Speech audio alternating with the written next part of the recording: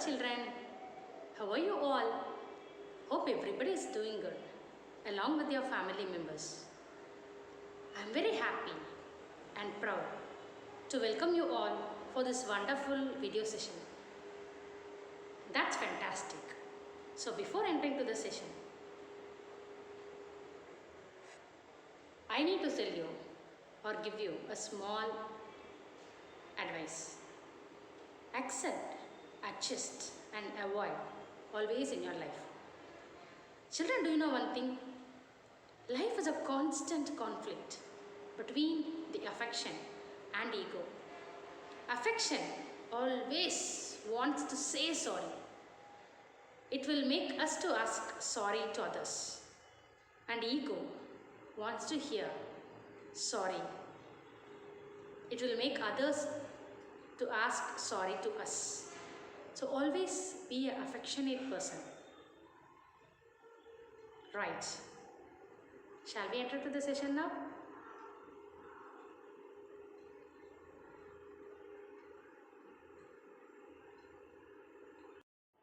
So, in this video, we are going to learn a lesson under economics. So, I told you what is economics and what economics deals about in the beginning itself. Here is a small recap. So, you know very well economics is a social science that concerned with the production, okay, that concerned with the production, use and also the transfer of wealth, how the wealth is being transferred, okay, in the society, right. It also concerns issues that impact on financial situations and examines the distribution of wealth, how the wealth here in the sense, the money, okay, how the distribution of wealth amongst organizations and individuals is being done. And it incorporates a number of subject areas such as politics, law, sociology and also geography. So there are a variety of different areas of economics we could specialize or explore in. Okay, under economics there are a variety of different areas of economics, right. So it also studies how individuals, the businesses, governments and nations make choices about how to allocate resources. So you know very well, resources are always scarce, right? So how it should be allocated. So it deals with that. And from, so this is all about economics, right? So in this lesson especially, we'll be learning about the agricultural process and different activities indulged here. Okay, what are the activities indulged? Likewise, we'll be seeing in this video. Okay, so now if you see, just observe this picture. Two pictures are there, right? So one side you can able to see the greenish areas, and also we can imagine ourselves it is a picture of countryside. Okay, and in the other side, what can you observe? Yes, skyscrapers, right. So buildings, nearly 50 floors, 50 stories buildings, right. So it can be a scenery of a metropolitan cities, right. Okay, so why is I want to give a comparison like this? So only if you come to understand the advantages and disadvantages of both the lifestyle of the villages and also the cities, you may be able to understand this lesson in a right manner. Okay. So if you see from ages, it is seen that the lifestyle between a village, that is countryside, and a city varies always. There is a huge difference in the way of living between the people, those who are living in the cities and the villages. So each of them has its own advantage and also this disadvantage. So cities are the main hubs of everything, starting from fast food chains to tall buildings to center of economic activities. So What about the lifestyle in villages? The villages is somewhere we could find our inner peace. Exactly. No negative thought will be here, right? Okay. So the village is somewhere we could find our inner peace. Arrays of trees, okay, and minimal air pollutions, and also the patches of green lands, rituals, celebrations with full excitement. This is a lifestyle in villages. So village life is a representation of a rural lifestyle, but whereas city life represents urban lifestyle. So rural areas are known as villages in some countries and also countryside or backwoods farmlands in other countries. The air and water of the villages are less populated and have a cleaner environment and also less noise and fresh air we can able to get fresh air also. People in the villages are less busy when comparing to those who are living in big cities. This is a lifestyle in villages.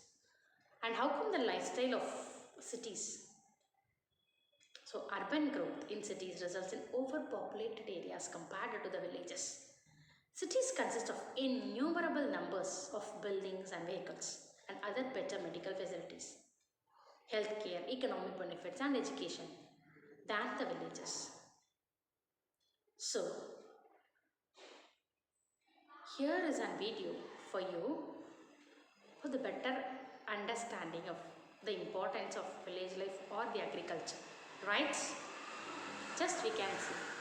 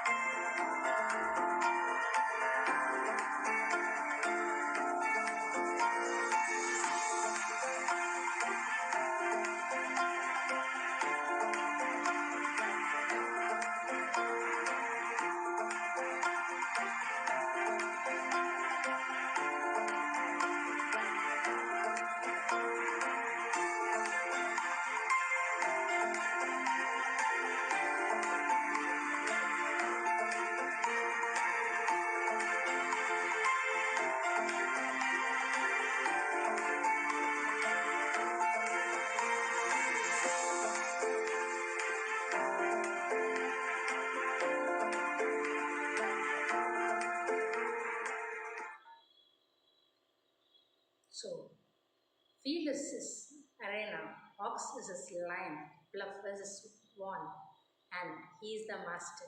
Yes, it is exactly none other than the farmer.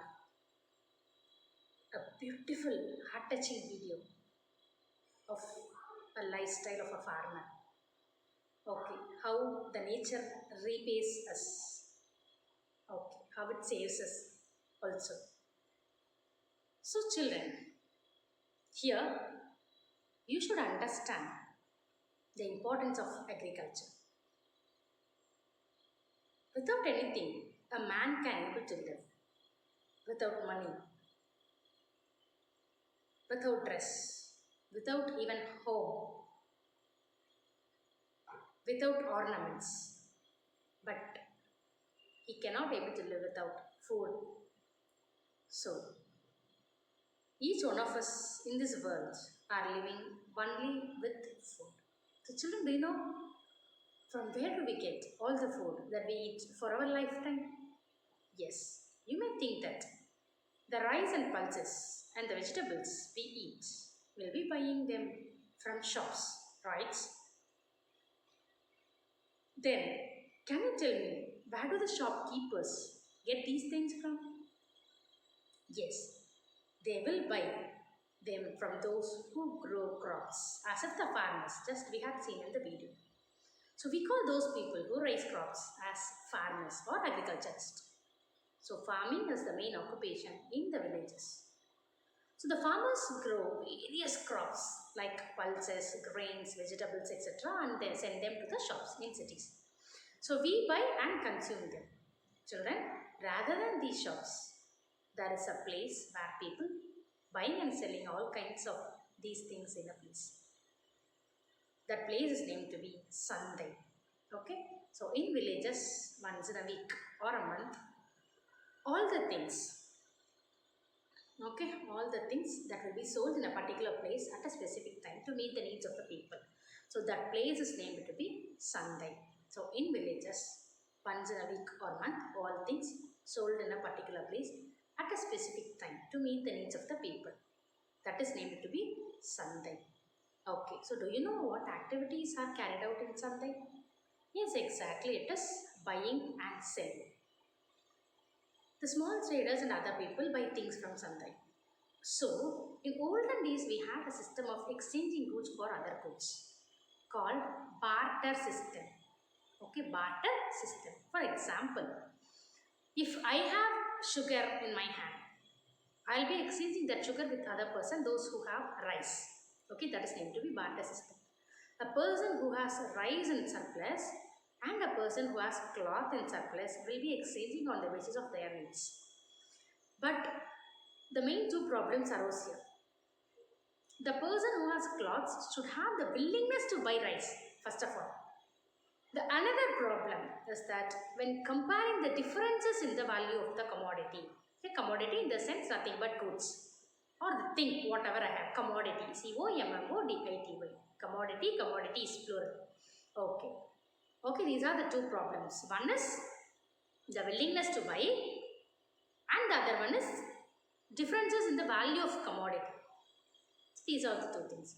So, to solve these two problems, our ancestors invented a tool called money, right? So, with the money, we can able to exchange anything or buy any product, whatever we want. So, when we want to involve this agricultural activities, there are three main activities. Okay, starting from the beginning stage to the buyers, that is from the farmers to the buyers, right? So three main activities involved, that is primary activities. Primary activities in the sense an agriculturist is producing pulses, grains or something. Secondary activities in the sense it should be manufactured or otherwise it should be something it should be made of, right? So the tertiary activities involve transportation. What a product. For example, if we take wheat, if it is being grown in Gujarat, it should be transferred to Tamil Nadu for the satisfaction of the buyers, right? So the transport activities are being indulged. So primary, secondary and tertiary activity. These are the three activities involved to buy a product. So about this, we'll be reading in detail in the next video. So with this, I wish to complete my session. And before completing, finished goods brought from the market to fulfill daily needs of the consumer is named to be consumer goods. Okay, the finished goods brought from the market to fulfill daily needs of the consumer, that is named to be consumer goods. And the amount of income left for future needs. If I have 1000, I spent 900, okay, for buying all the things. And if I have 100 as a saving, 100 as a remain, that is named to be savings. Amount of income left for future needs after consumption. Consumption is nothing but buying. Buying for my purpose, that is consumption. Okay, that is named to be savings. These are the technical terms. So with this, let me wish to complete the session. I'll explain you about all the three activities in detail in the next video. Okay, still that, stay tuned, stay connected, stay safe at home. Thank you. Bye bye.